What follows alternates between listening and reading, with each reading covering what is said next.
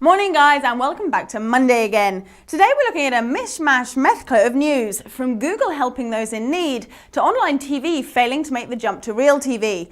Oh, and what really happens if you go all out crazy and let your iPhone stopwatch run continuously for 1,000 hours. I'm Olivia and this is MoBuzz TV.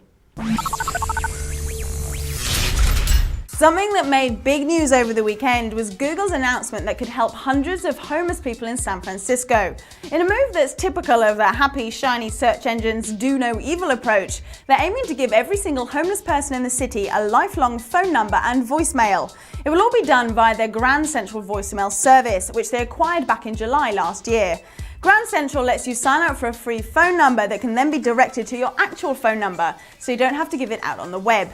In this scheme, a homeless person will be able to call in for their messages from any phone. Several bloggers, a certain Mike Arrington amongst them, seem to feel the need to point out the motives behind Google's actions. Extra publicity, a boost for Grand Central, and touting something as being free when it was already free to begin with.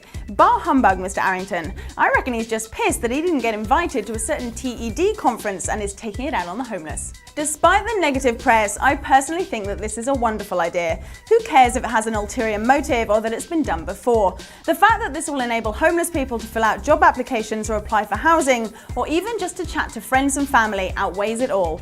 It's often been said that charity is a selfish act, and I don't know about you, but I'm perfectly happy for Google to be selfish on this one. But it's not just Google making the effort to make the world a better place. We often hear about how much scary electronic waste is produced every year in the form of mobiles, laptops, and shiny new gadgets. Well, step up the bamboo phone. It's about as eco-friendly as you can get. Made from bioplastic and materials like corn and, of course, bamboo, it's totally biodegradable. But get this, once it's thrown on the compost heap, seeds stored inside are released and begin to sprout new shoots. And it's recharged by muscle power. 3 minutes of cranking will give the phone enough energy for one call, effectively providing you with a never-ending, totally environmentally friendly source of energy. I mean, seriously, this thing is awesome, and it doesn't look too shabby either.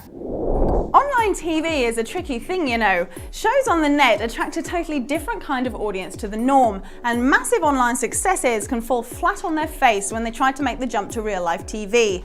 I am, of course, talking about Quarterlife, the online soap that left its home on MySpace to set up camp on NBC. Although after its disastrous ratings performance last Tuesday, it's now been evicted from NBC too.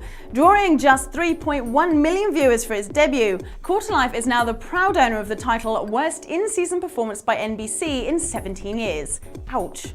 However, the show's creators haven't been discouraged and are certain that it will return, although when and where, nobody's really sure. Anywho, the whole episode has highlighted the very specific niche market for online TV. It's obvious that you can't just lift a successful show from the web and expect it to be hit on regular telly. Not only does word spread faster on the internet and the promotional tools are limitless, the audience is also a very different demographic. I'm sure that one day someone will hit on what exactly needs to be done to create a hit on both medias, but in these early days, we're all still learning.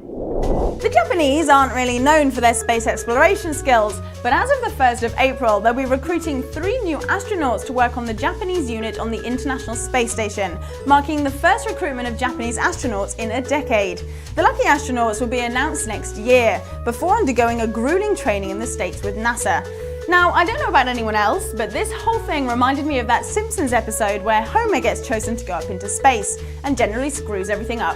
I'm hoping the real-life experiment will be more successful, and I'm definitely hoping that the whole thing isn't just some dreadful April Fool's joke. In the continuing Yahoo Microsoft saga of he said, she said, he did, she did, panic, calm, and general confusion, it looks like poor Yahoo are facing a bit of friendly fire. 7 Yahoo shareholders are suing the search engine, arguing it didn't deal with the Microsoft bid very well. In other words, it should have swallowed its pride, taken the money, and legged it.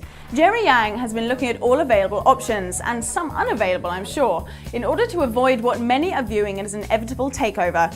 Well, the story continues, but now it looks like Yahoo are feeling the pressure from all sides.